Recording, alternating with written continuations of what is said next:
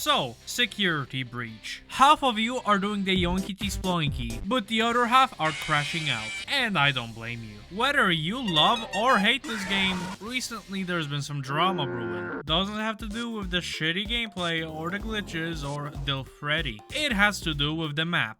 It's been discovered that a large chunk of the Pizzaplex was taken from an asset store. And in this video, I'll take a look at if Steelwool is legally allowed to do this, don't want anyone calling the past police, and if it's just moral to do so. Like, should they be allowed to do this? And if it's lazy, or did they utilize the assets well and make them their own? And 2, if it played a role in security breach turning out the way it did. So, like and subscribe and let's just begin. First of all, take a look at these asset packs. This hospital, a weirdly sci-fi, very luxurious hospital.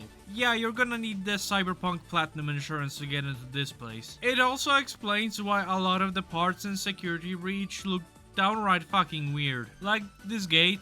It's just like pre-Freddy PNG slapped onto it. Just like other stuff, like these posters. It really looks like what it is. An existing asset that was bought and needed to be turned into something to be in the game. It wasn't designed from the ground up to be an asset for a security breach. That's why, in certain cases, a lot of the places look odd and out of place. Like they're trying to pull the Mario Kart 64 Wario Stadium trick on us. There are probably other asset packs that were used for this game. I found a few bowling alleys that look suspiciously like Bonnie's. I'm onto you, man. Maybe the real reason they killed you is because you yoinked someone else's bowling alley. This is the only one I can definitively say was used in the game though. But I have seen people toss around some other ones, and that brings us to the question, is it legal? We're gonna have to bring out Doug from the Fnaf movie for this one, except no we don't, because this is an easy question. Yeah, Steelwool paid for them, they bought them, they're allowed to use them in their game. That's really what these asset packs are for. And shockingly, they're not that expensive. Like for the license for big studios to use, it's only 180 bucks. It's a lot cheaper than having someone make areas for your game by hand. But even if it's legal, is it moral or a shady thing to do? Every game uses pre-made assets. These little things in Phasmophobia,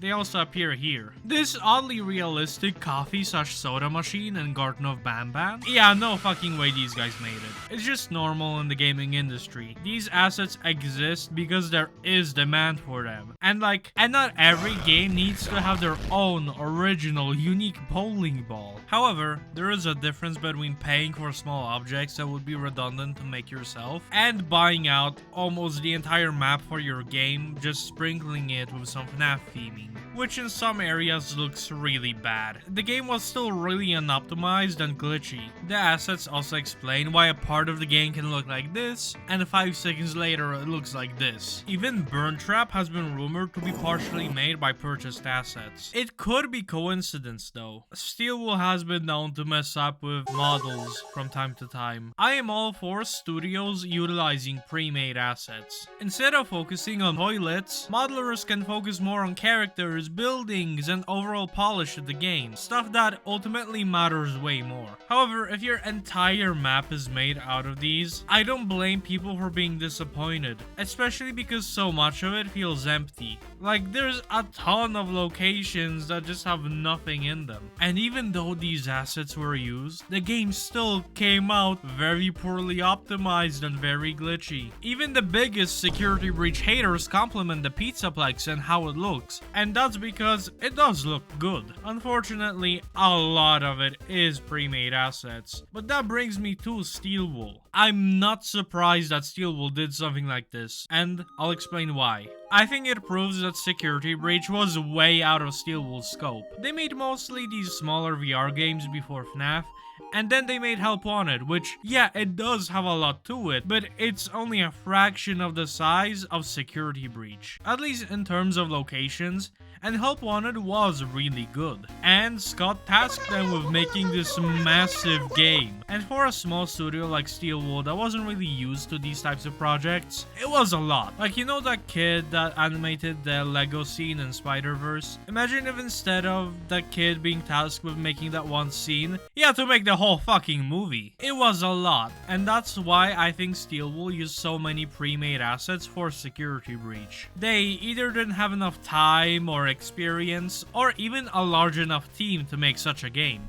But whether you think that's justifiable or not, it's up to you. But the next question, did this have an impact on why Security Breach ended up the way it did? Both in terms of this and in terms of gameplay. And yeah, I think so, and I'll explain why and how. The locations in Fnaf have always been tiny, cramped hallways and small buildings, and can you imagine Foxy running for an entire warehouse to get to you? It makes sense. A tight, cramped space where you can't really run away adds a lot to the horror of the games. Imagine a FNAF game set in an IKEA. It'd be the best thing ever, but not scary. And most of the map assets on Unreal Engine's asset store are large and open, at least more so than FNAF locations. And that poses a problem. If you have a game about things chasing you, giving the player a lot of room to evade the threats easier, not to mention having something haunt you in a small place like a children's pizzeria, much creepier than in something the size of a Kmart. So the problem, too much space in a game where you're supposed to stealth around and run away from these animatronic fellas.